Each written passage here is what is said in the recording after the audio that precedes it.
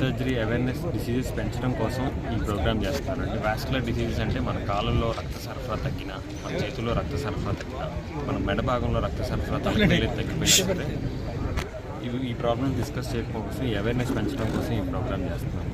Vascular surgery అంటే మన కాళ్ళ రక్త సరఫరాని పైకి తీసుకెళ్లే రక్తనాళాన్ని ఆర్టరీస్ అంటాం, కిందకి తీసుకెళ్లే రక్తనాళాన్ని వెయిన్స్ అంటాం. ఈ రెండు ప్రాబ్లమ్స్ ఉన్న పేషెంట్స్ని మనం ట్రీట్ చేసుకోగలిగితే, ఎంత ప్రయర్గా డయాగ్నోస్ చేసుకొని ఎంత ప్రయర్గా ట్రీట్ చేసుకోగలిగితే రిజల్ట్స్ అనేవి అంత బాగుంటాయి. ఎందుకు వస్తాయండి ఈ సమస్యలు?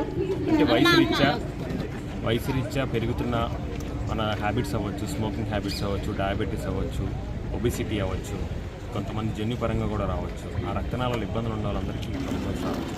ఇంకా వారికోజ్ వీన్స్ అంటారా, ఎక్కువగా నిలబడి వర్క్ చేసేవాళ్ళు like police men, teachers, RTCs, doctors, వీళ్ళందరూ ఎక్కువసేపు నిలబడి చేసే వాళ్ళకి కూడా పరిష్కారం ఏంటి?